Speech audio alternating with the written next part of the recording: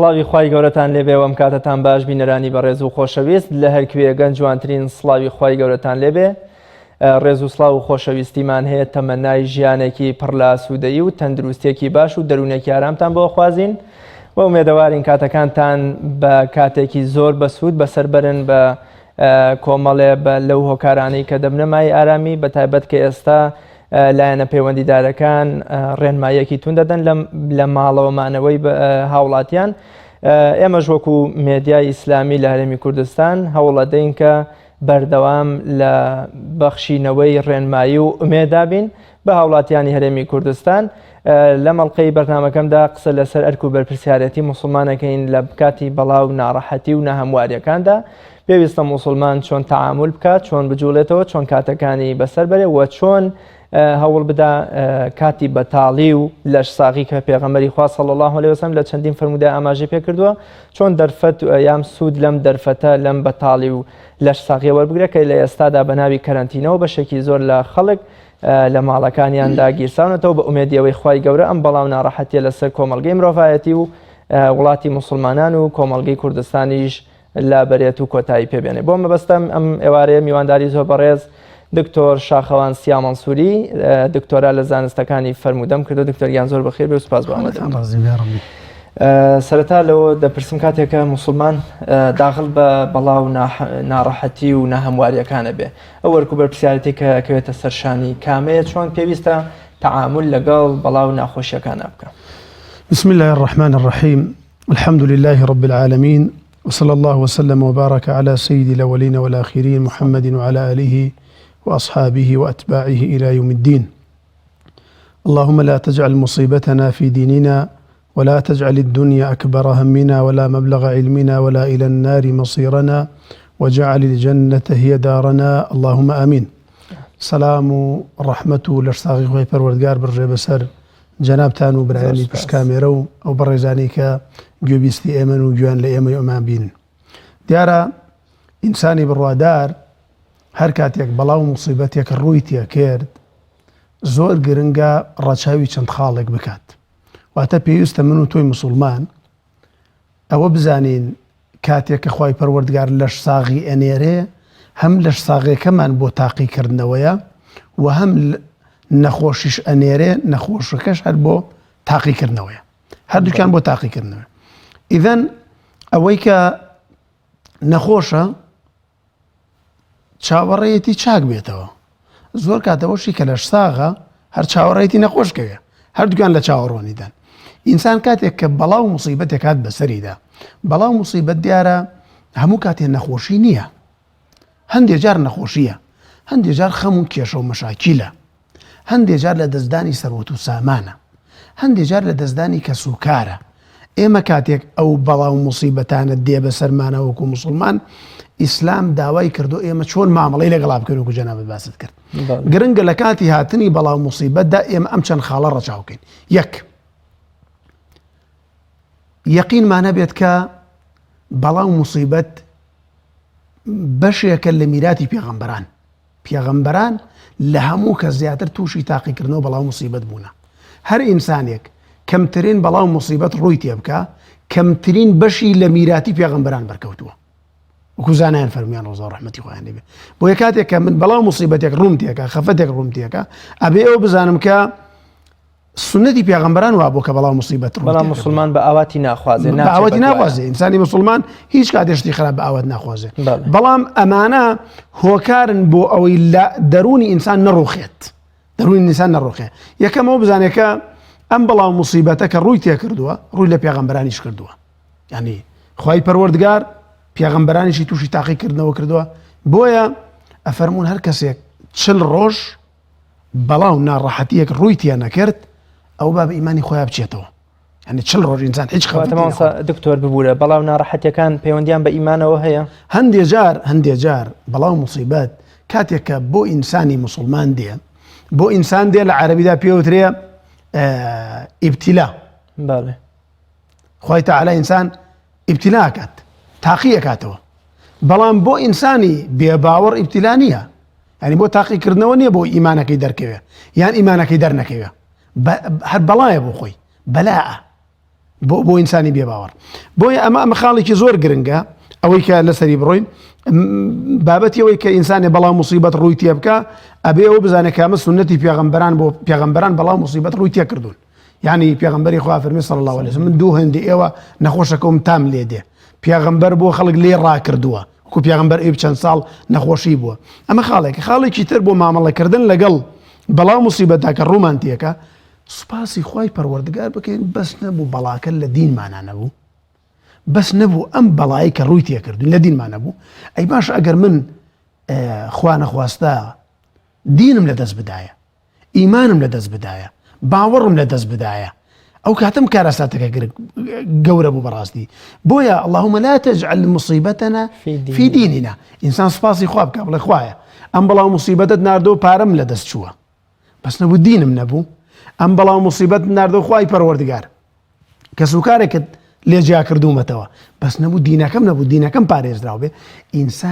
ئینسان کاتێک کە دینی پارێزراو بوو واتە ڕەئسمالەکەی پارێزراو بوو ئەگەر کەسابەتێک لە کەسابەتێکدا زەرەری کرد لە کەسابەتێکی ترا خۆی گرێتەوە پارەی پێ. ئەم ئیمانە و ڕەئسمالی پارە وایە بۆ ئینسان کاتێک لە شوێنێک تووشی ناچارێک مادام ئیمانەکەی پێ لە شوێنتر خۆی گرێتەوە. خاڵی سێیەم کاتێک بەڵاو موسیبەت ڕوومانتیەکە سوپاسی خوا بکەین بڵێن خوایە بەس نەبوو لەمە خورستر نەبوو بەس نەبوو لەمە ناڕەحەتر نەبوو. سەحابەیەکی پێغەمبەری خوا صلی الله علیه وسلم کاتێک کە تووشی بەڵاو موسیبەت بوو چوون بۆ لای دەستی کرد بە گریان فەرمووی تۆش ئەگریت بۆم بەڵاو موسیبەتە فەرمووی نا بەخوا بۆم بەڵاو موسیبەتەکە ناگریم کە ڕووی تێ کردوم بەڵکو من بۆ ئەوە ئەگریم کۆمەڵە ماڵێکی هەتیوم هاوکاریە کرد کۆمەڵە ماڵێکی خوای پەروەردگارم تعمیرە کردەوە ئێستا ناتوانم و بۆ ئەوە ئەگریم ئەوەی کە خوای پەروەردگار بۆی ناردوم ئەم بەڵایە هێشتا دە ئەوەندە نیعمەتی ترماوە بەسەرمەوە هێشتا. یعنی کاتێک خوای تەعالا بەڵایەکی بۆ ناردوم شتێکی لێ سندومەتەوە دەستی لێ سندومەتەوە کاکە دەست و قاچم ماوە یعنی چاوێکی لێ سندومەتەوە چاوێکی ترم ماوە ئەندامێکی لێ سندومەتەوە ئەندامێکی ترم ماوە. واتە بەردەوام ئینسان دڵی خۆی بۆ خۆشکا کە خوای تەعالا لەمە خراپتری ناردۆ بۆ خەڵکی. ینی خەڵکەیە مەسەلەن ئەمڕۆ خەڵکێک ناڕەحەتە بۆی کە لە ماڵەوەی وە نییە دەیکا کە خەڵکێکی ماڵی نییە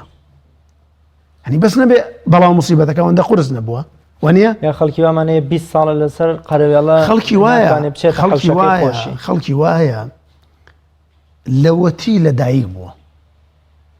لەوەتی لەدایک بووە نەیتوانێ و بێتە دەرۆ جگە بۆ نەخۆشخانە نەبێت لەوەتی لەدایک بووە لەسەر سکەکەوێ من خەڵکە ناسم لەسەر سک کەوتووە ناتوانێ بڕوە لە ماڵە خزمەتیەکەن هەندێک ڕێی بەستنەوە ئەوەندە ناڕەحەتە. باشە ئێمە کاتێک کە بەڵاو موسیبەتێک دێ بەسەرمانە ئیسلام کۆمەڵە بابەتێکی پێوتوین ئەو بابەتانە ئەگەر بە هەند وەرگرین ئەو کاتە بەڵاو موسیبەتەکە بێتە خۆشی بۆمان وعسا ئەن تەکرهوا شەیئا وهو خەیر لەکم کاکە ئەندێجار ئێمە شتێکمان زۆر پێ ناخۆشە بەڵام لە هەمان کاتدا ئەبێتە خێر بەڕاستی. کەواتە با بپرسم دکتۆر حکمت لە بوونی بەڵاو ناڕەحەتیەکان چییە یا بۆ منە ئێمە لە بەڵاو ناڕەحەتیەکانەوە پێویستە چی فێربین و چ شتێ بە هەند وەربگرین؟ خوای پەروەردگار کاتێک بەڵاو ناڕەحەتی و نەخۆشی ئەنێرێت کۆمەڵە حکمەتی زۆر گەورە لەگەڵ خۆی داێنێت. ینی هەر بە نمونە بێنینەوە ئەم نەخۆشی کۆڕۆنایە کە ئێستا خەڵکی پێوەی گیرۆ دێ تەماشاکە چەندە حکمەتی گەورەی تیا بوو. ئینسانی وابوو هیچ کاتێک بیری لەوە ناکردەوە کە من لاوازم کە من توانای هیچم نییە بەڵام ئێستا بەدەست دوژمنێکەوە گیری خواردو نایبینێ دوژمنێکە ئەترسێ دەست بۆ پەرداخە بەرەتی هەیەبێت ئەترسێ دەست بۆ میروانی کراسەکەی بەرێتی هەیە بوو ئەترسێ دەست بۆ دەستەکەی تری بەرێتی هەیەبێ کەواتە ئینسان لاوازایکی بکات و خوای پەروەردگار یەکێک لە حکمەتەکانی بەڵاو موسیبەت ئەوە بە ئینسانی بسەلمێنێت تۆ زۆر زەعیفی تۆ زۆر لەوە لاواستەی کە خۆت تەعاملت خۆت هەستت پێ کردووە. خوای پەروەردگار بە دنیای سەلماند بە جەبابیرە و متەکەبیرەکانی سەر ئەرزی سەلماند کە ئەو هەموو چەک و ئەسڵحی کە خۆتان شانازیتان پێوا کرد و مسلمانتان پێ لە ناوبەر و خۆتان زۆر بە گەورەدانن دوژمنێکتان بۆ نێرم خۆتان نەیبێنن وكل بدر وجنودا لم تروها يعني جنديەکتان بۆ نێرمە خۆشتان نەیبینن ئێوە زۆر لاوازن ئێوە زۆر ضعیف باشە دکتۆر لەوە چێ خەڵکێک بپرسێ تا ئێستا ڤایرۆسەکە خەڵکێکی هەژار و بێدەسەڵات و لاوازی کردوتە قوربانی یعنی ئەگەر بۆ منە ئەم ڤایرۆسە بۆچی مستەکبیرین و نازانم مترەفین و ئەوانەی کە زلهێزی ئەمڕۆی مرۆڤایەتی بەرەو ئاقاری هەڵدێران و بەرەو جەنگێکی کوشندە بن بۆچی ڤایرۆسەکە ئەگەر حکمت مەبەسمە ئەم حکمەتەمە یەکێک بە لە سەربازەکانی خوا بۆچی یەخی ئەوانیش ناگرێ طبعا نەبێەوە بزانین ئەم ڤایرۆسەیان ئەو نەخۆشی کە ڕوو لە ئینسانەکات ئەمە سزای ئەوانە نییە واتە سزای ئەو خەڵکانە نییە کە خۆیان بە گەورە ئەزان و خەڵکە چەوسێنەوە یعنی سزایان خوای تەعالا و دۆزەخی داناوە سزایەکان لە دۆزەخایە بەڵام لە دنیادا کۆمەڵە شتیان پیشاندە بۆی پیان بسەلمێنێ یعنی ئەمڕۆ سەرکردەی وڵاتان سەلماندویانە خۆیان هاوارەکە نەڵن کاکە لە ئەرزە چارەسەر نەماوە چارەسەرمان لای خوایە تەواو یعنی ئەمە خوای پەروەردگار ئێوە بە ئینسان بڵێت تۆ زۆر زەلیلی ئەمە خاڵێکی زۆر گرنگە تۆ زۆر لاوازی و خولیق الئینسان و ضعیفە ئێمە تۆمان زۆر بە لاوازی دروست کردووە بەڵام ئینسان هەستی پێ ناکە کاتێک کە نەخۆشیەک ڕوو لە ئینسانەکە خەمێک ڕوو لە ئینسانەکە برسیەتێکی بەسیط ڕوو لە ئینسانەکە دەمارێکی بچووکی فرمێسکی ئینسانە گیرێ لە چاویە هەستەکە کە چەند لاوازە توانە هیچی نییە بەڕاستی سەرێشەیەک ڕووی تیەکە بەم بەڵاو موسیبەتانە خوای پەروەردگار ئەوە بە ئینسانەکانی بەگشتی بسەلمێنێ کە ئێوە لاوازن بۆیە خوای پەروەردگار جەل جەلالوه کاتێک کە ئەم بەڵاو موسیبەتان نێرێ هەموو کوورەی زەوی پێتەنبیەکات نەک ئەوەی کە خەڵکێک لەناوە بە خەڵکێک لەناو نەبە خۆ لە سەردەمی پێغەمبەریشدا صلی الله عليه وسلم کاتێک کە بەڵاو موسیبەتات لە ساڵی شەشی کۆچیە طاعون لە عێراق لە سەردەمی پێغەمبەرا بڵاو بووە طاعون لە سەردەمی پێغەمبەردا لە عێراق بڵاو بووە لە مەدائینی لای بەغدا بڵاو بووەوە کە کۆمەڵی خەڵکی زلهێزی کوشت لەوەشە کۆمەڵی خەڵکی فەقیریشی کوشت ئیدەن مەرج نییە کاتێک کە بەڵاو موسیبەتێک بێ ئەگەر فەقیرەکان بگرێتەوە گەورەکان دەوڵەمەنەکان پندوانەی لێوەرەگرن ئەمە دەرجێکی زۆر گەورە بوو کە لە قسمەتا باسم کە جەناب پرسیارەت دەکرد خوای تەعالا بە ئینسانی بسەلمێن تۆ چۆن لاوازی خاڵێکی تر ئەوەی پێت بڵێ کۆمەڵی نیعمەت هەیە تۆ پێشتر قەدرت نەزانیوە ئەزانی مامۆستا ڕیاض خەڵکێکی زۆر بوو پێشتر قەدری لەش ساغی نازانی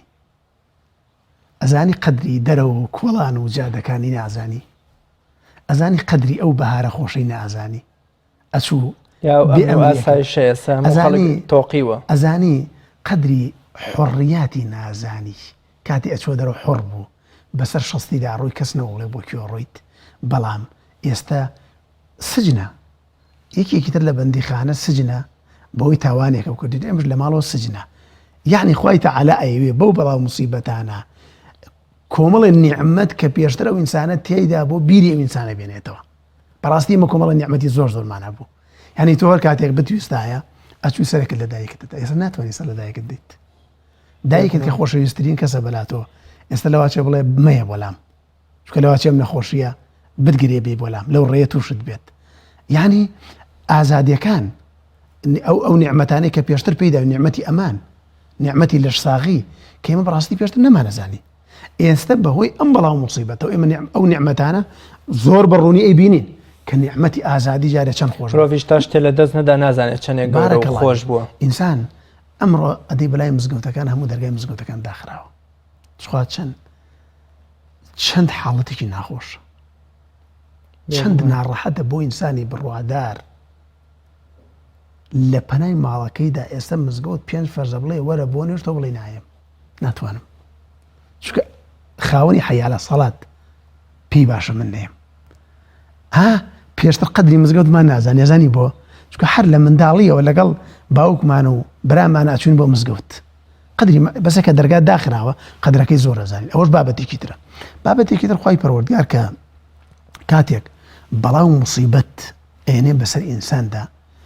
بۆ ئەوەی ئینسان بۆ خۆی شاید بێ بەسەر خۆیەوە ئایا بەم بەڵاو موسیبەتە سوپاسی خوای لەسەرەکات یان ئەم بەڵاو موسیبەتە ئەبێتە هۆی ناشکری خوای پەروەردگار ئەخر ئینسانێک تەمەنی 40 ساڵە 50 ساڵە ئازادە ئێستا بەوەی نەخۆشیەکەوە مانگێک لە ماڵەوە ئەبێت ئەم مانگە نابێ زەڕبی بێنێ بەسەر ئەو تەمەنەی کە ئازادی بووە یعنی تەماشاکەم خۆی پەروەردگار جەلە جەلالوه کاتێک کە ئەم ڤایرۆسە بەبێ ئەمری خوا بڵاو نابێتە طبعاً بەبێ ئەمری خوا بڵاو نابێت ڤایرۆس هەر دنیا بێتە ڤایرۆس ئەگەر فەرمانی خوای لەسەرمێ بڵاو نابێت خۆی پەروەردگار ئەیەوێت خۆی ئەزانێ خۆی تەعالا بەس ئەیەوێ ئینسان بۆ خۆی دان بنێ بۆیە ئەگەر نا خۆی پەروەردگار حوجە بەسەر خەڵکە واکات بۆ زانینت ئەگەر نا خۆی تەعالا بۆ خۆی زانێکی ئالی باشتە و ئالی دۆزەخە لە سونەنی ئیمامی ترمزیان ئەبوو داوودا فەرمودەیەکمان هەیە لە ڕۆژی قیامەتدا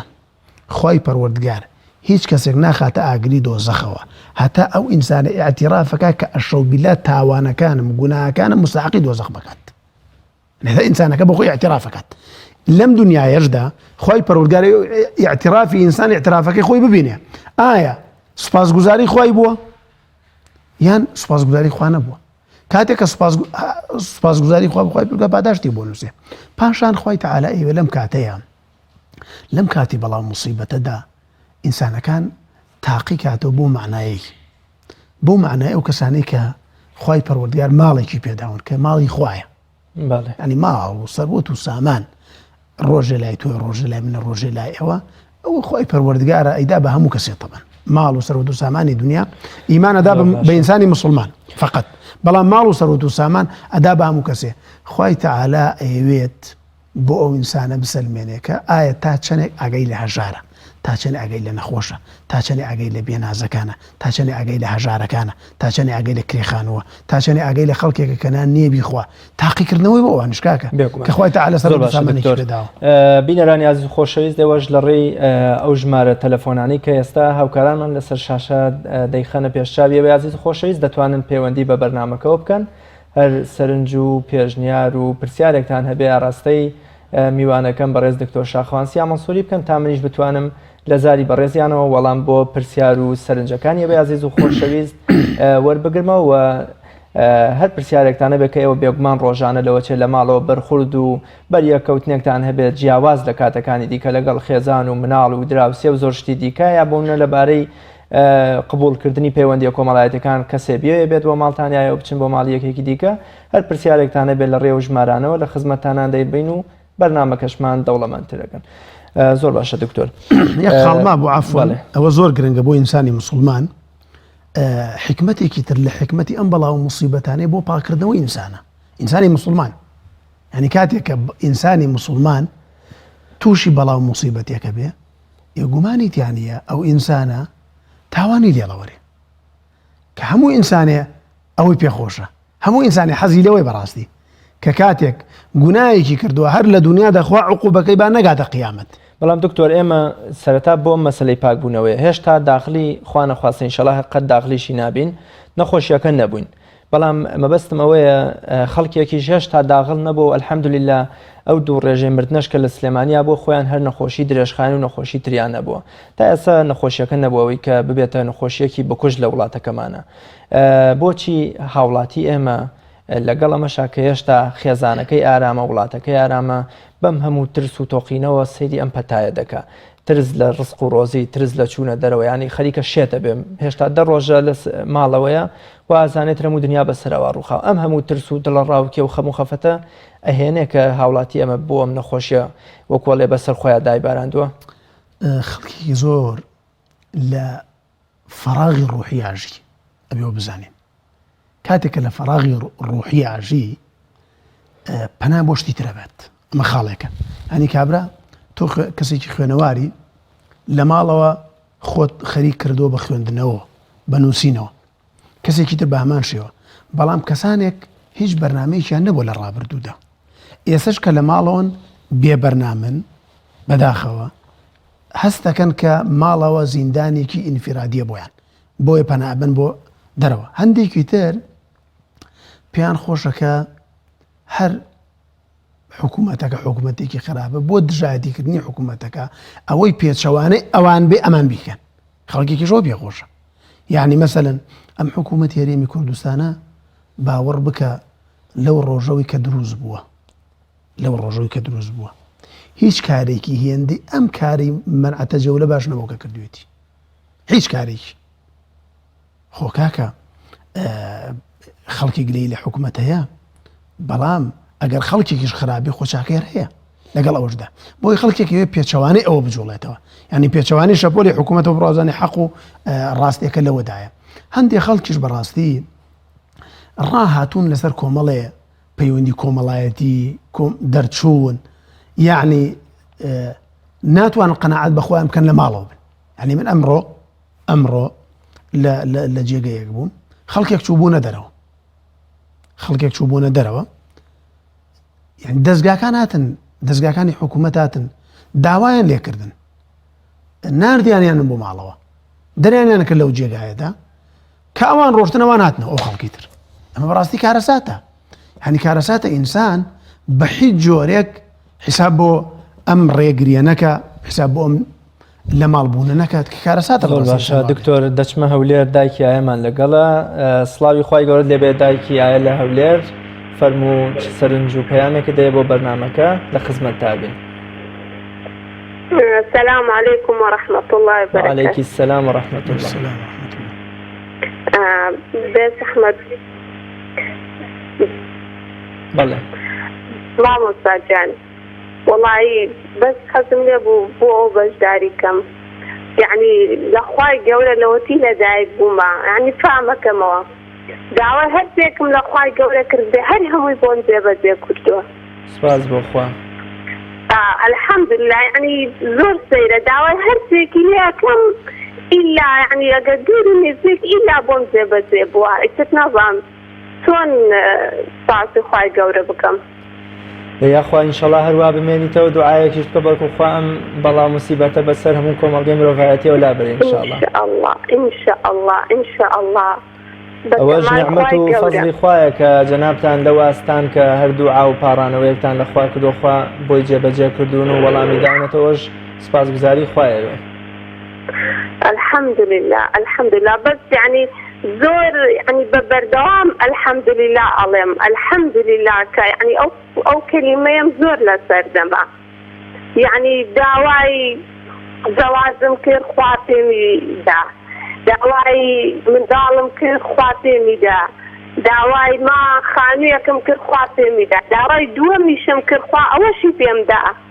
يعني داواي نقصاني ماڵێکم کردبێ ئیلا خواتێ یاخوا ئینشەڵا هەمیشە خۆشی و ئاسوودەی دابارێ بەسەر ژیان تاگەر هەر پرسیار و سەرنجێکت دەبێت لە دکتۆری بکەم زۆر سپاس دەگەم. زۆر سپاس بۆ دایکی ئایە وا دیارە کەسێکی بەڕێزە و دەڵێ هەر شتێکم ویست بێ لە خوای گەورە خوا پێی داوم. با هەر لە پەیوەندەکەی دایکی ئایەوە بپرسم لە ماڵەوە خەڵک چی بکە بۆ نمونە ئەوە جەنابەت فەرمووت کە کۆمەڵی خەڵکەیە توش بووە هەر دەیەوێت بڕواتە دەرەوە و زۆر جار پێش چایەخانەکان دەچێت چاوەڕێی کابرای چایچیە کات دوکانی بۆ بکاتە ئەوەندە ئالوودە بووە بە بازاڕەوە هەندێک کەسمانی ئالدوو بۆ بە شاخ و بە شاغڕەبی و بە کۆمەڵی شتی دیکەوە مرۆڤی موسڵمان یا هەر بە شێوەیەکی گشتی تاکەکان چۆن کاتەکانیان بەسەر بن لە ماڵەوە. خوالت ڕازی بە پێشەوە بچمە سەر وەڵامی پرسیارەکەی جەنابێت لە ئەوەی خوشکە بەڕێژەوە دەست پێەکەم من داواکارم هەر بەڕێژێک هەر برایەک هەر خوشکێک پێشتر نزایەکی کردووە دوعایەکی کردووە دوعاکانی گیرا بووە لەم کاتەیە کاتی دوعاکردن نەکاتی پاڕانەوەی بەڕاستی ئینسان بپاڕێتەوە چونکە ئینسان بزانێت کێ دوعای گیرایە سنت وایە داوای دوعای لێ بکەیت. پێغەمبەری خوا صلی الله علیه و آله وسلم بە ئیمامی عومەری کوڕی خەتابی فەرمووی ئەی عومەر پیاوێک لە یەمەنە ناوی وەیسی قەڕەنیە فەرمووی خەیر التابعین وەیس القەڕەنی باشترین تابعی وەیسی قەڕەنیە فەرمووی ئەگەر بینیت داوای دوعای خێری لێ بکەس چونکە وەیسی قەڕەنی لەو ئەقسەمە عەڵى الله لەئەبەڕە ئەگەر سوێن لەسەر خوا بخوا بڵێ خوایە سوێندت ئەدەم ئەبێ فڵان ئیشم بۆ بکەی خوا ئەو ئیشەی بۆ ئەکات. فەرمووی لە سەردەمی مندا تەمەنە سەردەمی پێغەمبەرە باوەڕی بە پێغەمبەری خوا هێنا وەیسی قەڕەنی بەڵام نهات بۆ لای پێغەمبەری خوا چونکە دایکێکی بوو خزمەتی کرد لە ماڵەوە ئەوە هۆکاری بوو نەبێتە سەحابە بوو بە تابعین. ئیمامی عومەر لە دوای وەفاتی پێغەمبەری خوا بینی وەیسی قەڕەنی بینی چونکە پێغەمبەری خوا فەرمووی وەیسی قەڕەنی بەڵەکی بەگیانیەوە بۆ هەمووی چاک بووە شوێنی یەک دینارێکی ماوەتەوە. کاتی ئیمامی عومەر کە بینی لە عەرەفە بینی وتیان ئەوە وەیسی قەڕەنی چوتی دوعای خێر وتی دوعای چی؟ تی پێغەمبەر وای فەرمووە فەرمووی دوعای خێرم بۆ بکە دوعای خێری بۆ کرد دوای خەڵکە چون داوای دوعای خێران لێ کرد ئەو کەسانی کە دوعایان گیرا بۆ کەسێکی پاکن داواکەم کە دوعا بکەن کە پاڕێنەوە بۆ خۆیان بۆ مسلمانان بۆ ئەم وەزع بەڕاستی زۆر گرنگە ئینسان پەنا بێتەوە بەلای خوا زۆر گرنگە جا ئینسان کاتەکانی لە ماڵەوە لەوەی بچین پەیوەندێکی ترمان لەگەڵەوە دیارە لەوە چێ بە ئەولەویەت دێن بەوان خاتون نەزیرە لە سۆرانەوە سڵاوی خوای گەورەت لێبێ بە هیوای تەندروستیەکی و ئاسوودەیەکی باش بۆ بەڕێستان فەرموو لە خزمەتتین. السلام عليكم. عليكي السلام ورحمة الله. دكتور شو برنامجنا ليكم؟ زور سپاس دەکەم بەڕێزی. پرسیارێکم بۆ مامۆستای بەڕێز. فەرموو. زەکات تێداچێن بە کوڕیەتی؟ بە کوڕیەتی نەگەشتم. زەکاتی دایک. زەکاتی دایک ئێ؟ بە کوڕیەتی کوڕی دەستکورد بی؟ بەڵێ ئەوە پرسیارەکەت بوو؟ بەڵێ. زۆر سپاس دەکەم ئینشەڵا وەڵامت بۆ وەرەگرمەوە. جا باسی ئەومان کرد مامۆستا ڕیاز کە ئینسان لە ماڵەوە کاتەکانی چۆن بەسەر بەرێ بەڕاستی پێغەمبەری خوا صلی الله عليه وآله وسلم ئەفەرمێ نعمتان مغبون فيهما كثير من الناس الصحة والفراغ دو نعمتەیە خەڵکی زۆر لێی بێ ئاگان الصحة والفراغ لەش ساغی و ئەو کاتە بۆشانەی کە لە ژیانماندا هەیە کاتێک ئیشمان نییە ئێستش کە لە ماڵەوە فراغمان هەیە بەڕاستی ئەبێ بزانین ئەم کاتانە بەچی بەسەر بەرین ئەمە زۆر گرنگە بەڕاستی ئینسانی بڕوادار هەر هیچی پێ نەکرێت لە ماڵەوە هیچی پێ نەکرێت خۆ ئەتوانێ گوێ لە قورئان بگرێت یان ئەتوانێ قورئان بخوێنێ ئەمڕۆ الحەمدوللا کەناڵێکی زۆر هەیە هەمووی قورئانە ئەتوانێ خۆی قورئان بخوێنێ ئەتوانێ کتێب بخوێنێتەوە ئەتوانێ شت بنووسێ ئەتوانێ منداڵەکانی فێری قورئان بکە گرنگە منداڵەکانی بابەتێکی دینیان فێرکە بەڕاستی یعنی با ئێمە هەوڵدەین ناوی پێغەمبەرانیان فێرکەین بە منداڵەکانمان لەم ماوەیە ناوی سەحابە بەڕێزەکان ناوی خێزانەکانی پێغەمبەر صلی الله عليه وسلم واتە کاتەکان بەزایە نەدەین دوو ئەتوانین ئێمە هەر لە ماڵەوەی سیلەی ڕەحم بەجێبێنین یعنی سیلەی ڕەحم ئاگدار بە هەر بە سەردانیکردن نییە سیلەی ڕەحم بە لێپرسینەوەیشە یعنی تۆ لە ماڵەوە دانیشتووی سیلەی ڕەحم وەی لە دۆستەکانم پرسیتەوە لە کەس و کار بپرسیت و دەنگ و باسییان چۆنە حاڵ وەزیان چۆنە بزانە کەسانێکیان نیچان پێویست نییە بە تۆ پێویستێتەکان بە تۆ جێبەجێ بکرێ بزانە کەسێکیان مەسەرن سەرمانگە دوو ڕۆژی تر کرێخان و نەبێ بیدات ئەمە سیلەی ڕەحمە لە ماڵەوە بەو شێوازە با لە ماڵەوە باوکان و دایکان بە مناڵەکانیان بڵێن دوعا بکە ئەو سەرڕیاز لە شاری بەسڕە کاتێک بێ بارانی بووە چوونەتە دەرەوە بۆ دوعا بۆ نوێژە بارانە ئەزانی مناڵیان پێش خۆیان داوە بە مناڵەکانیان تو ئێوە لە ئێمە پاکترن پێشمان کەون و دوعا بکەن چکە مناڵ پاکە مناڵ تاوانی بەسەرەوە نییە وەکو ئێمە نییە بەڕاستی بۆیە با دایک و باوکە بە منداڵەکە بڵێ دوعا بکە نزا بکە بپارڕێرەوە ئیدەن زۆر گرنگە لە ماڵەوە ئێمە بتوانین تەوزیفی ماڵەوەمان بکەین بەو معنایی کە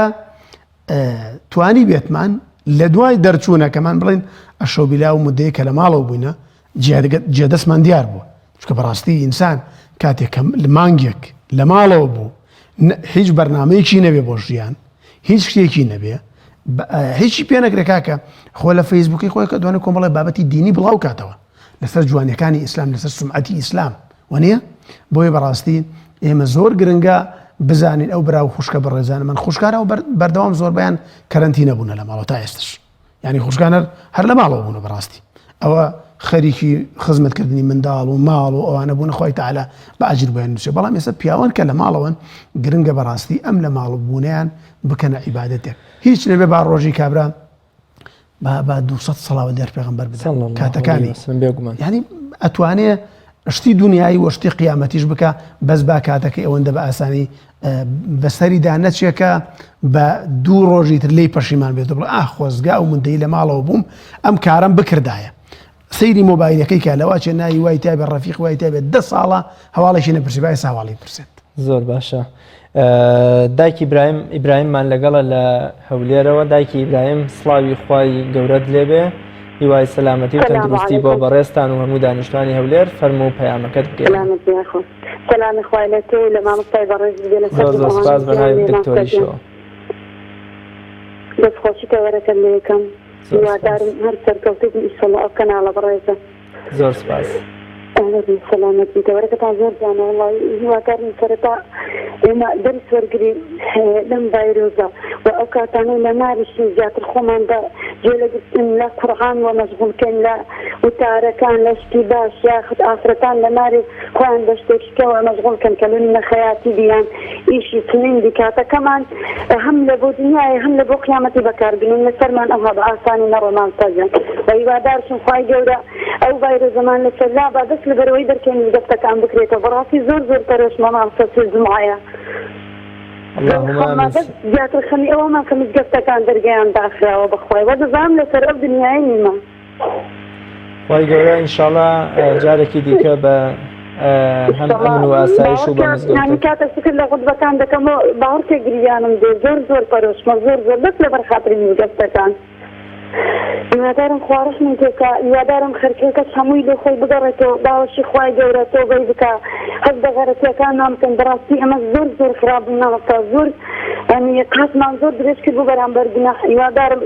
ئیتر بە خۆدا بچینەوە ئیتر بگەڕێینەوە تر تۆبەی بکەین داواکەین لە خوای گەورە ڤایرۆزەکەمان لەسەر لاب بە هیوادارم سوودی هەبی لە بۆ هەموو خەرکی کوردستان لە بۆ دنیای برسمانان. اللهم ئامین. زۆر زۆر سپاس بۆ پەیامە جوانەکە دایکی ئیبراهیم لە هەولێر بە هیوای تەندروستێکی باش بۆ بەڕێستان و تەواوی هاونیشتیمانیانمان لە هەولێری خۆشەویست. زۆر زۆر سپاس بۆ بەڕێستە دکتۆر. پابەندبوون بە یاسا و بە ڕێکار و ئەو میکانیزمانی کە دەوڵەت دایانێ من وەختی خۆی لە کتێبا خوێندومەتەوە کە بە فەرموودە خوێندومەتەوە کە ئەگەر چوویتە ئاواییەکە یا قەریەکە یاسایتیان نەبوو تایە مەمێنەرەوە بەسمەوەی یاسا و بەجۆی لە جۆرەکان ڕێکخراوەیی کۆمەڵگەیەک زۆر گرنگە لە ئیسلامە ئیسلام گرنگێکی زۆری پێداوە لەوە چێسا خەڵکێکی زۆر پێوا بێ ئەمە حکومەت دژایەتی خەڵکەکە حکومەت ڕقی لە خەڵکەکە ئەم هەموو ڕێکار و ئەم هەموو تونند و تۆڵیەی داناوە لەسەر شەقامەکان لە شوێنە گشتەکان کە نایڵێ خەڵک بچێتە دەرەوە تا چەند پێویستە موسڵمان پابەند بێ بە پاراستن و ڕێزگرتنی یاساوە. طبعا شریعەتی پیرۆزی ئیسلام لە قورئانە بەعامە فەرمێ فەسئەلوا ئەهلە الذیکری ئین کنتم لا تعلمون پرسیار لە خاوەن زانستەکان بکەن لە شتانێکدا کە ئێوە زانست و زانیاریتان نییە دەربارەی. کاتێکە من نەخۆش ئەکەم و ئەگەمە ڕەمەزان نەفسیەن حەزەکەم بە ڕۆژوو بم نەفسیەن بەڵام دکتۆرێکی بەڕێز ئەڵێ کاکە تۆ نەخۆش بیت زەرر لێدا خوشکێکی بەڕێز حەملی هەیە دکتۆرەکە پێڵێ ئاگادار بە ئەگەر ئەم ڕەمەزانە بە ڕۆژوو بیت مناڵەکەت لە سکتا گەشە ناکات بەوەی نان نەخواردنەوە. خوشکێکی بەڕێزی تر منداڵی بووە شیرەدات دکتۆر پێڵێ ئەگەر بە ڕۆژوو بیت شیرەکەت بەشی منداڵەکەت ناکە. لەم کاتەدا کە ڕۆژوو واجبیەکە لە واجبەکانی ئیسلام و ڕوکنێکە لە ڕوونەکانی ئیسلام بە قسەی پزیشکێک کە ئەڵێ بۆ سیحەتت زەرەری هەیە واجبە بە قسەی ئەو دکتۆرە بکەی بە ڕۆژوو نەبیت گوناهبارە بیت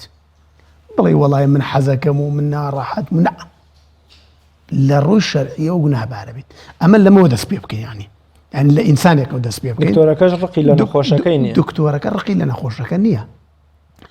دکتۆرەکە ئەگەر ڕقی لە نەخۆشەکەش بێ بە ئەمانەتەوە وەزعەکەی پێگەێنێ بابەتەکەی پێگەێنێ بەڕاستی ئەمانەتی ئیشەکەی وایە. ئەمڕۆ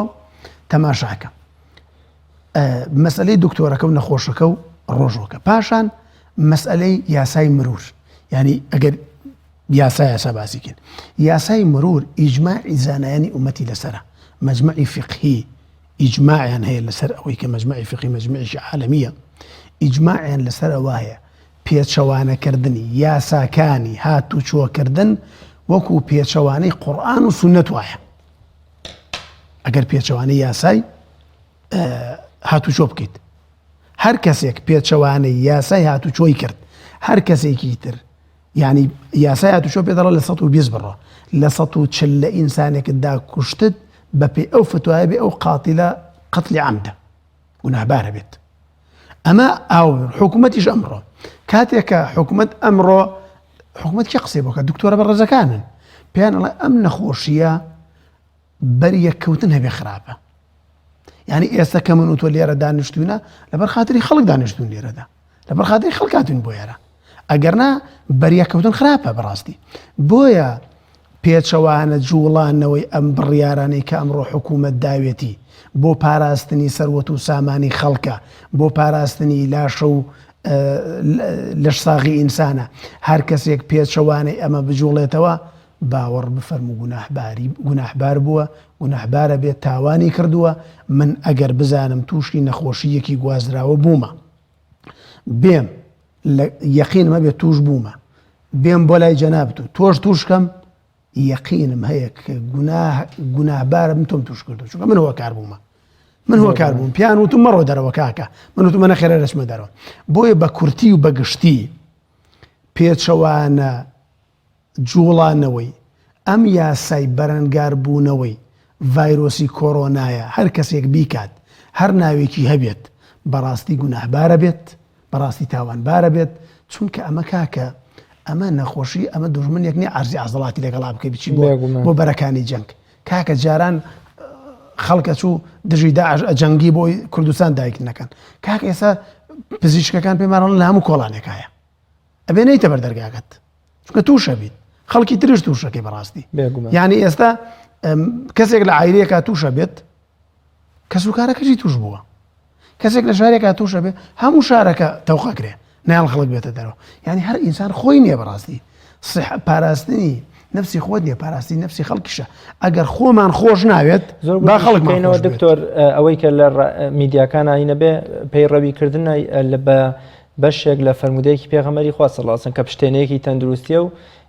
عەبدوڕەحمانی کوڕی عەوف لە تاعونەکەی عەمواز لە شام بە بیری ئیمامی عومەری هێنێتەوە بەڵێ پێغەمبەری خوا صلی الله علیه وسلم ئەنی کاتایمە بەر لەوەی پێچەوانە یاساکە بجوڵێنەوە لەوە چێ پێچەوانی فەرمودەکەی پێغەمبەری خوا جوڵا بێتینەوە کە فەرمێ تعاون لە شوێنێکا بڵاو بێتەوە نە خەڵک لێی دەربچێ و نە خەڵکیشی یەقین تە بێمجا پێغەمبەری خوا صلی الله علیه وسلم بۆ خۆی کاتێک کە بەیعەتی لە هاوڵانی بەڕێز وەرگردووە لە حەدیثی صحیح هاتووە پێغەمبەری خوا طبعا کە بەیعەتی لە هاوڵان وەرگردووە تەوقی لەگەڵ هەموویان ناکردووە پێچەوانەی بەس ئافرەتان نەبێت تەوقی لەگەڵا نەکردوون بۆ وەرگردنی بەیعەت وە تەوقی لەگەڵ کەسێکی تریشان نەکردووە کە نەخۆشی گوازراوەیە بووە الحديث صحيحات ونخوشيكي بوا ام نخوشي غوازراو بو پیغمبري خوا صلى الله عليه وسلم هر لدوروا فرمويتي او بيعتك ايمان قبول كردو بابروا يعني با توقنكن پیغمبري خوا واي فرمو صلى الله عليه وسلم بو براستي امرو ام ياساني كدر كراون بو باراستني نفسي خومانا بو باراستني دورو برمانا كوملغا كمانا بوي من تصور ما اگر ام لا امنيه نبوايا ئینسان حاڵی خراپترە بوو لێستا زۆر باش دکتۆر یانکۆ تا پەیوەندی کاک نێچیروانمان لەگەڵە کاک نێچیروان سڵاوی خوات لێبێ فەرموون لە خزمەتتانێن دەستخۆشی بەرنامەکەت لە یەکەم ڕێزمێ بۆ مامۆستای بەڕێز بەقەدر وەڵی داوا لە هەموو خەڵکی کوردستانەکەم بەڕاستی یعنی ببەخشن ئەمڕۆ ڕۆژی بەخشینە سێن بەخوای گەورە هەر کەسێ ئەمڕۆ نەبەخشێ یعنی ئەمڕۆ یەک بە ملیارێک يعني 1000 بس بمليارك خلق فقيرة هجارة نيتي ندارة والله بالله وطلع من بيش مرقم نك بمحتوى برم إن شاء الله بو نارم قناة بخواي قورا بس بو أكسيك يعني هيتي نابخشيت والله من بيش مرقم والله معاشق ومرقت يكتبت من نيوا سين بخواي نيوم هرقتوا نيوم بهجاران بخشي والله داوا لهم كذا بخشن للري برنامج بخشيني فيروس براسي زي متمانن براسي يعني زور زي بتمانن والله من ابخشم يعني بو كفك ابخشم يعني وصيتهم كلهم يعني لم رجع يعني معاشرني بهزارك مبري بين قلت يعني او بخون قلت من بعد هزاي بفرم بدمك كفك والله سريع ندمنا حتى او ديك من بخشيني ابن والله يكثر فوري ثم كم برده وقلت ببورنا من هزار مبريبو يعني هنا براسي يعني ببخشن داوا لهم خي خوازانكم داوات لا دبري صورانكم هاروكاري ام قولي سؤال سايشان براسي كارج بيروزه كان براسي ما خدمت كاري واني زور سپاسيانك خواي گوره پاداشتي ام داواش تمام سايكم دعابو وزارتنا وخوفك او همو بالمنا قري منا همو عزيزي منا يعني داواش لإيواكم همو ما مسايا كل سان داوا له يعني لبوليس ومرور وآسايش ما خدمة كاريوان أخوة لشيان صاحب ولش جنابي شد صاحب أو جزء من هيك كاكا لدحش بيسترا يعني الله إلي شبه مال بارزان ومال بارزان وستانا ونيا يعني كاري يعني خو ماندين ای براسی و ای وزارتی ناو خوبی زور سپاس زور سپاس بۆ بەڕێستان سپاس بۆ هەوو هەستی بەرپرسیارەتی و هەستە گەورەیەش کە باز لە بەخشینی بەشێکی زۆر لە موچەکە دەکەی و خوای گەورە جەنابیشت و تەواوی هێزەکانی ناوخۆ و پزیشکان و میدیاکاران ئەوانەی کە ڕۆڵیان هەیە لە بەگژاچوونەوەی ڤایرۆسی کۆرۆنا خوای گەورە بیان پارێزێ و کۆمەڵگە کەشمان پارێزێ. دکتۆریان کۆتا پرسیارم دایکی ئایا پرسیارێکی وای کرد کە نەزیرە لە سۆران کە زەکاتی دایک هەرچەند پەیوەندی بە ڤایرۆسی کۆرۆناەوەنەوە زەکاتی دایک بۆ مناڵەشی ئەگونجێ پەیوەندیشی هەبێت لەوەی کە دایکێگە بێ ئێستا کە زانایانی ئاینی لە ئێستا باسییان لەوە کردووە کە پێشخستنی زەکات پێش ڕەمەزان بێ دایکێک ئێستا زەکاتی بۆ کوڕەکەی بۆ کچەکەی بۆ خزمەنزیکەکانی خۆیشێ ئەگەر بیەوێ کوڕەکەی بۆ منە کرێکاری کرێکار بۆ ئێستا ئیشی نەماوە زەکاتەکە بۆ ئەو کوڕێشێ طبعا زەکاتی دایک و باوک بۆ کوڕ و کچەشێ بەبێ خیلاف زۆر پێچوانەوە بەڵام زەکاتی کوڕ و کچ بۆ دایک و باوک نابێت چونکە دایک و باوک ئەوەندە ئەجریان گەورەیە کوڕ و کچ ئەبێ خۆیان نان نەخۆن بیدەن بە دایک و باوکیان نەک بە زەکات و بە پارەی زیادی ماڵان بەخێوەکەن بەڵێ دایک ئەتوانێت زەکات بدا بە کوڕی خۆی یان بە کچی خۆی باوکیش بە هەمان شێوە ئەتوانێت زەکات بدا بە مناڵەکانی خۆی. زۆر باشە کۆتا پەیام و قسەی بەڕێستان مەوەسا ڕیاز پێغەمبەری خوا صلی الله علیه وسلم باسی لایەنێکمان بۆ کات کە زۆر جار ئێمە فەرامۆشمان کردووە فەرمێ هیچ بەڵاو موسیبەتێک دانابەزێ ئیلا بەهۆی تاوانەوەی و ئەو بەڵاو موسیبەتەش لە کۆڵی خەڵک نابێتەوە ئیلا بە تەوبە پەشیمان بوونەوە نەبێت هەر تاوانێک دێ هەر بەڵایەک دێ موسیبەتێک دێ ئیلا موسڵمانان بێفەرمانی خۆی پەروەردگاریان کردووە خۆی تەعالا ئەوێ ڕایان چڵاکێنێت بگەڕێنەوە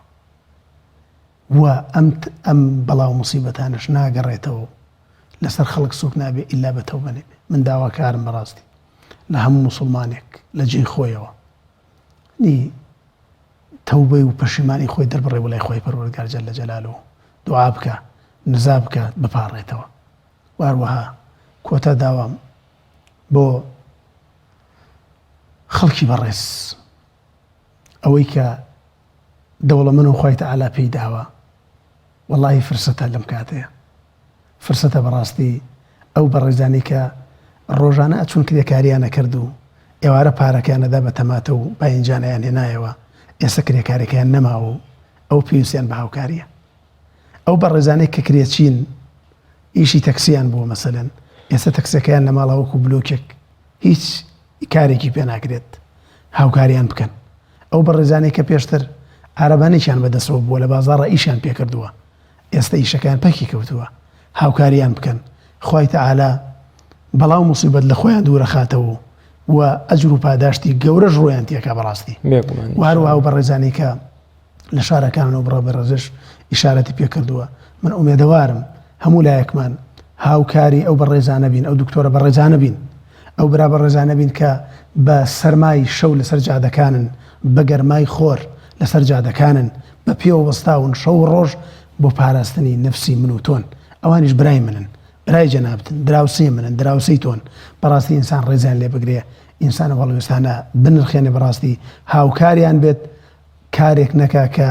ئەوانیش تووشی ناڕەحەتی بکەن و خۆشی تووشی ناڕەحەتی. زۆر سپاس بۆ بەڕێز دکتۆر شاخەوان سیامەنسووری دکتۆرا لە زانستەکانی فەرموودە سپاس بۆ بەڕێستان سپاس بۆەوەی کەم شەویش میوانی بەرنامەی گفتوگۆ بوون. زۆر سپاس.